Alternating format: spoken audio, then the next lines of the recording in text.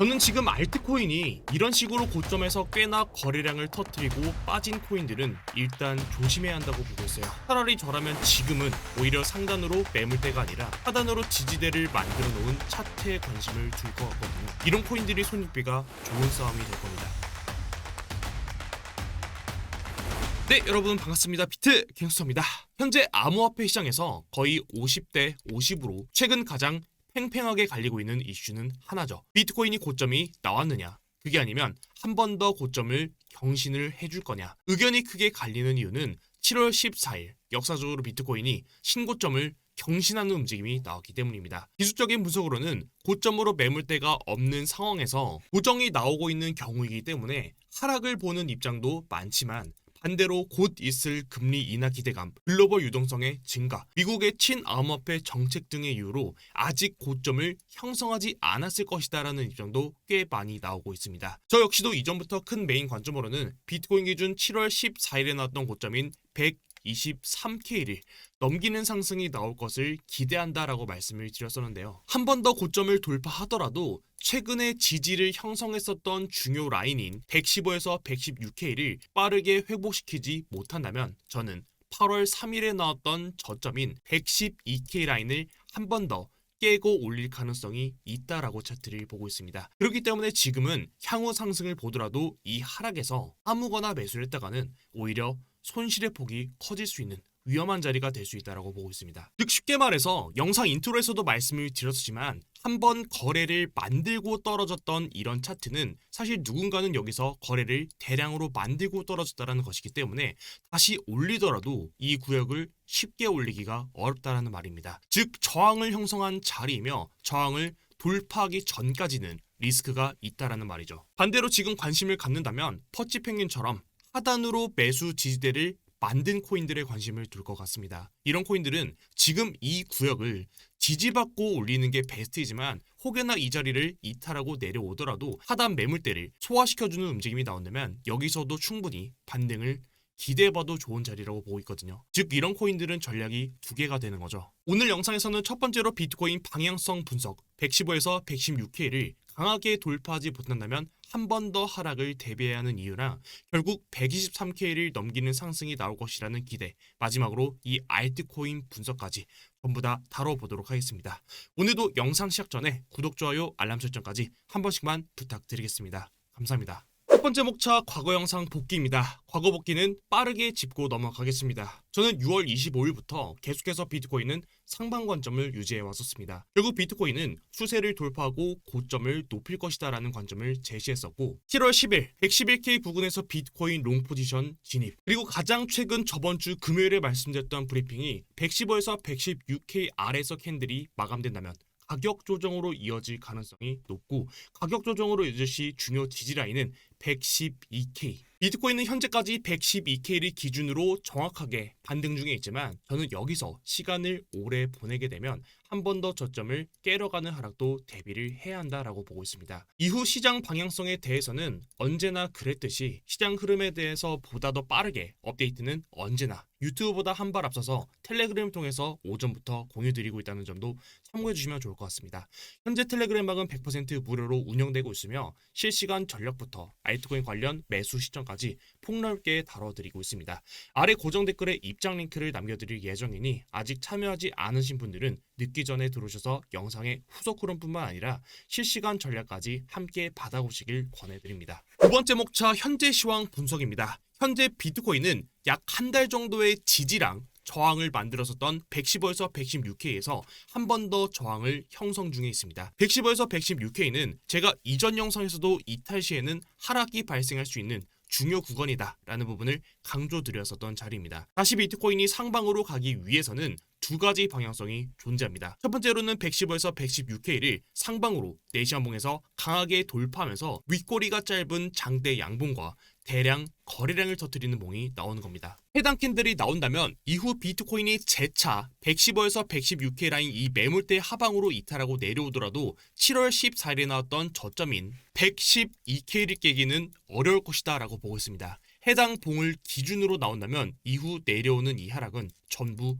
매수 구역으로 봐도 괜찮다고 판단 중입니다. 예를 들면 과거 차트에 나왔던 것처럼 첫 번째로 매물대를 다지고 이탈하면서 하락이 발생했을 때 다시 돌파해서 장대 양봉으로 윗꼬리가 짧은 양봉과 대량 거래량을 터트린다면 매물대를 재차 이탈하더라도 그 매물대에 대한 이 신뢰도가 확연히 떨어진다라는 의미입니다. 하지만 반대로 만약 이 구역을 확실하게 돌파하지 못한다면 지금은 저항을 받고 있는 형태를 띠고 있는 것이기 때문에 한 번 더 깨고 내려올 것을 대비해야 하고, 지금은 오히려 상방으로 바로 돌파할 것이다 라는 확신을 갖고 비중을 크게 때려박기보다는 추후 포모를 대비해서 선물보단 현물로 비중을 전체 포트폴리오에서 차라리 지금은 10에서 30% 정도만을 담아두고 혹여나 발생할 이 하락에서 비중을 더 추가할 수 있는 대응을 해야 하는 자리라고 보고 있습니다. 근데 만약에 돌파가 아니라 하방 이탈이 먼저 나온다면 그럼 어떤 알트코인들을 담아야 할지가 또 중요한 관건이겠죠. 쉽게 말하면 우리가 매수해야 하는 코인들은 이번 하락에서 방어력이 좋았던 코인들, 반대로 조심해야 되는 코인들은 제가 무조건 안 된다는 말씀을 드리진 않겠습니다. 기간적으로도 시간이 좀 더 필요한 코인들은 어떤 게 있는지를 말씀드리도록 하겠습니다. 첫 번째로 꽤나 거래량을 상단에서 만들면서 매물대를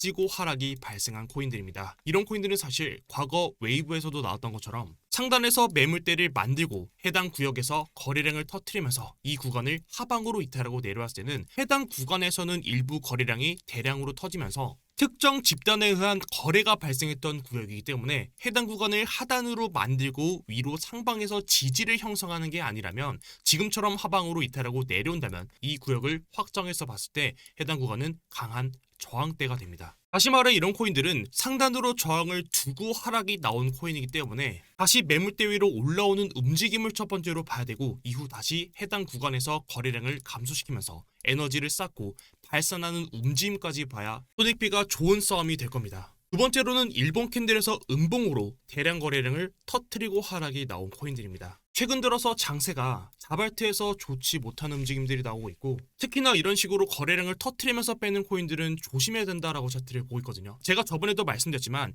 거래량이라고 하는 것 자체는 상대적인 지표이기 때문에 일반적으로 큰 틀에서 평균 거래량을 우선적으로 찾고 그 평균 거래량을 넘는 대량 거래량에 대한 의미를 찾아야 됩니다. 근데 사실 지금은 2024년도 6월달부터 현재까지 약 1년 넘게 지지와 저항을 만들었던 그 구간을 다시 상방으로 윗꼬리를 만들면서 음봉으로 대량 매도가 발생하는 움직임이 나왔고, 장기적으로 지지를 받고 올렸던 이 라인까지, 즉 28.901 현재 구간을 다시 하방으로 이탈하는 움직임이 나온다면 해당 구간은 강한 저항대로 적용될 가능성이 높습니다. 사실 이런 코인들은 지금도 들고 있다면 내려오는 구간에서 계속해서 비중을 모으기보다는 차라리 그 비중을 다른 코인으로 심어서 그 코인에서 나왔던 수익으로 오히려 이 비중, 메타디움 같은 코인들을 일부 비중을 계속해서 덜어가는 방향으로 가는 게 가장 베이스가 될 것 같습니다. 다음으로는 긍정적으로 볼 수 있는 코인들입니다. 제가 영상 인트로 그리고 초반에도 말씀드렸지만 퍼치펭귄처럼 상승해서 거래량을 강하게 터트리고 매물대까지 다지고 고점으로 올라오면서 최근 하락에서도 방어력이 좋고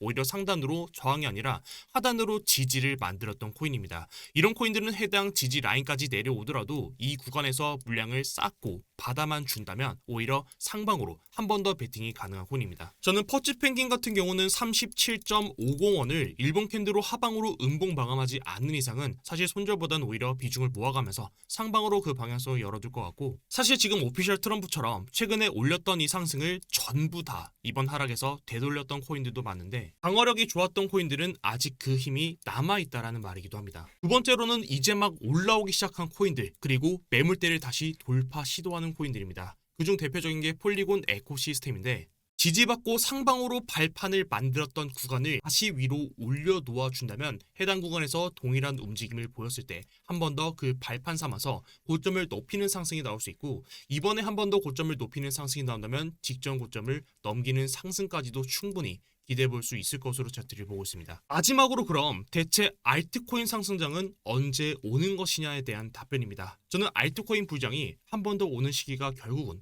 비트코인의 상승도 중요하지만 이 유동성이 확실히 시장에 공급되는 시점이 되어야 한다고 보고 있습니다. 그리고 그 시기를 미국의 금리 인하의 시기와 맞물릴 가능성이 높다고 보고 있습니다. 8월 5일 샌프란시스코 영은총재는 올해 금리 인하에 대해서는 기존의 2차례 인하에서 3차례로 인하를 해야 한다는 입장을 강조했고, 8월 7일 어제 새벽 하시카리 연은 총재는 조만간 금리 인하가 적절할 것이다라는 입장을 밝혔습니다.